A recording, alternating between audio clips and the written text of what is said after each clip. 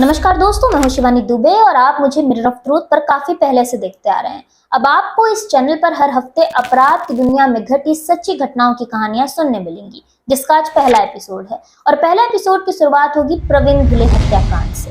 एक ऐसा हत्याकांड जिसने नालासोपारा वसई विरार की राजनीतिक गलियारों में हड़कंप मचा दिया और नालासोपारा वसई विरार की जो जनता थी उनके बीच मातम पसर गया।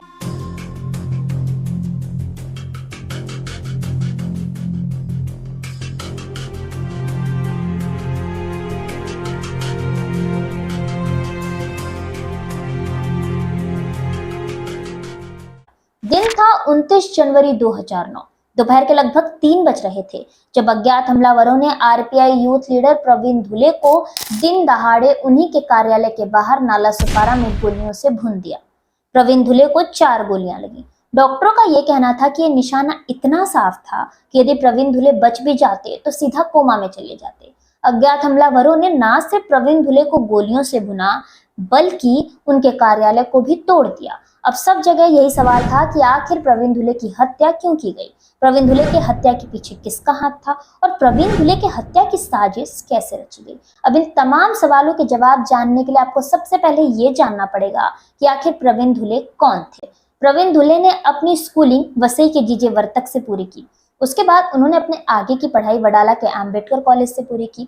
अब क्योंकि प्रवीण धुले के चाचा ईश्वर धुले शुरू से ही राजनीति में थे, जिसके चलते प्रवीण धुले की रुचि राजनीति में हुई। सबसे पहले वह कई आंदोलन और साथ ही साथ मोर्चे में एक्टिव रहे। स्वभाव ऐसा कि वह किसी के भी साथ अन्याय होता नहीं देख सकते थे और यहीं से शुरुआत हुई उनके राजनीतिक सफरनामे की।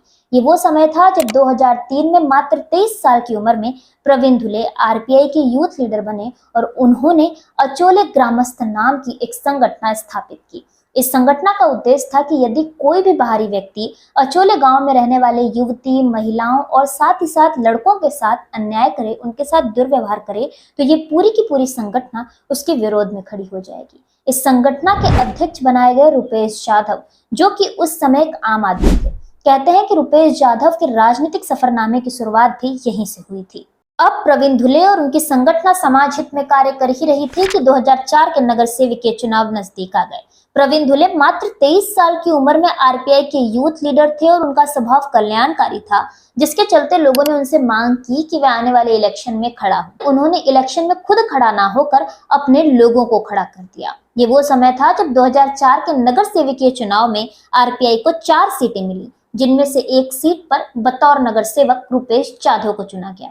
यहीं से प्रवीण धुले को नाम मिला द किंग मेकर, क्योंकि वह राजा बनने में नहीं बनाने में बिलीव रखते थे। 2004 का ये वो दशक था जब प्रवीण धुले का दबदबा आसमान छू रहा था। जैसे जैसे जनता में प्रवीण धुले का क्रेज बढ़ता जा रहा था, वैसे वैसे दूसरी ओर विपक्ष के राजनीतिक गलियारों में कंपन शुरू हो गया था। पुलिस प्रशासन में भी प्रवीण धुले का खौफ चरम सीमा पर था। जहां एक और जनता प्रवीण धुले पर प्यार बरसा रही थी, उनका सहयोग कर रही थी, वहीं दूसरी ओर प्रवीण धुले के दुश्मनों की तादाद भी बढ़ती जा रही थी। दुश्मन घात लगाए बैठे थे कि आखिर कब मौका मिले और कब प्रवीण धुले को आसमान से खींचकर जमीन पर पटका जा सके। और आखिरकार दुश्मनों को मिला उनका पहला मौका और उन लोगों ने फेंका अपना पहला पासा। प्रवीण धुले पर हाफ मर्डर का झूठा मामला दर्ज हुआ। ये मामला कुछ ऐसा था कि सिकंदर नाम के एक लड़के ने एक लड़की को छेड़ा था, जिसके बाद लड़की ने ये बात अपने भाई को बताई। जब लड़की का भाई सिकंदर से बात करने के लिए पहुंचा, तब सिकंदर ने उसके साथ दुर्व्यवहार किया, जिसके बाद लड़की के भाई ने आके इस बात की जानकारी प्रवीण धुले को दी। अब प्रवीण धुले सिकंदर को समझाने के लिए नालासोपारा पूर्व के गाला नगर अपने सैकड़ों आदमियों के साथ पहुंच गए। उस दरमियान सिकंदर ने प्रवीण धुले के साथ भी बदतमीजी की, जिसके चलते प्रवीण धुले ने सिकंदर को एक थप्पड़ जड़ दिया। अब इसी मौके का फायदा उठाकर, इसी भीड़ का फायदा उठाकर अज्ञात हमलावरों ने सिकंदर के पेट पर चाकू से वार किया और इसका पूरा आरोप लगा प्रवीण धुले पर। और यही कारण था कि प्रवीण धुले के ऊपर आईपीसी की धारा 307 के तहत मामला दर्ज हुआ। इस मामले में प्रवीण धुले को पुलिस ने गिरफ्तार कर लिया और प्रवीण धुले को 3 महीने के लिए जेल जाना पड़ा। जेल से बाहर आने के बाद प्रवीण धुले वापस से अपने काम में लग गए। समाज हित का सिलसिला यूं ही चलता रहा, लेकिन दुश्मनों द्वारा उनके नाम का गलत इस्तेमाल करके आपराधिक गतिविधियों और वसूली जैसे काले कारनामों को अंजाम दिया जाने लगा। अब विपक्ष की राजनीतिक पार्टियों और साथ ही साथ दुश्मनों द्वारा हर पैंतरा आजमाने के बाद भी जनता में प्रवीण धुले के लिए प्यार, समर्थकों का सहभाग और सहयोगियों की तादाद लगातार बढ़ती ही जा रही थी।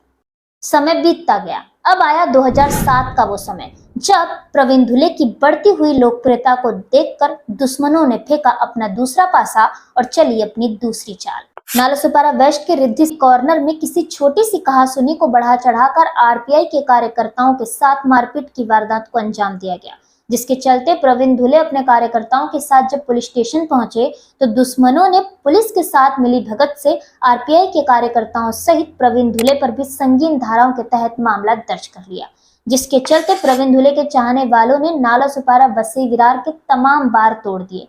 परिणाम ये था कि प्रवीण धुले को फिर से 3 महीनों के लिए सलाखों के पीछे जाना पड़ा। जब प्रवीण धुले 3 महीने बाद जमानत पर बाहर आए तो थाने जेल के बाहर उनके चाहने वाले हजारों की तादाद में मौजूद थे और उनके स्वागत के लिए सैकड़ों गाड़ियां अर्थात 100 से भी ज्यादा गाड़ियों का काफिला मौजूद था। प्रवीण धुले के लिए इतना बड़ा हुजूम देखकर मानो हर कोई अचंभित रह गया। इसी बीच 2009 के आमदार के चुनाव वसई विरार में नजदीक आ रहे थे, जिसके चलते मीडिया में ऐसी खबरें आने लगी कि प्रवीण धुले आमदार का चुनाव लड़ सकते हैं। अब बतौर कैंडिडेट प्रवीण धुले आमदार का चुनाव लड़ने वाले हैं, ये खबर राजनीतिक गलियारों में आग की तरह पसर गई। पहले प्रवीण धुले की बढ़ती हुई लोकप्रियता और अब उनके चुनाव में खड़े होने की संभावना, ये दोनों ही बातें सत्ताधारी पार्टी और विपक्ष पार्टी के लिए मानो गले की हड्डी साबित हो रही थी। दुश्मन किसी भी तरीके से प्रवीण धुले को रास्ते से हटाना चाहते थे, लेकिन साम दाम दंड भेद अपनाने के बाद भी प्रवीण धुले का विपक्ष, सत्ताधारी पार्टी और साथ ही साथ उनके दुश्मन कुछ भी नहीं बिगाड़ पा रहे थे, जिसके चलते उन्होंने प्रवीण धुले को रास्ते से हटाने के लिए प्रवीण धुले के सबसे पुराने दुश्मन सिकंदर उर्फ सिक्का को तैयार किया। सिकंदर उर्फ सिक्का उस समय सत्ताधारी पार्टी का सक्रिय कार्यकर्ता था। राजनीतिक षड्यंत्र तले प्रवीण धुले की हत्या की साजिश रची गई। चश्मदीदों की माने तो 29 जनवरी 2009 को सिकंदर इब्राहिम शेख उर्फ सिक्का, अजीत सिंह और अनिल सिंह ने अपने अन्य साथियों के साथ मिलकर प्रवीण धुले को मौत के घाट उतार दिया।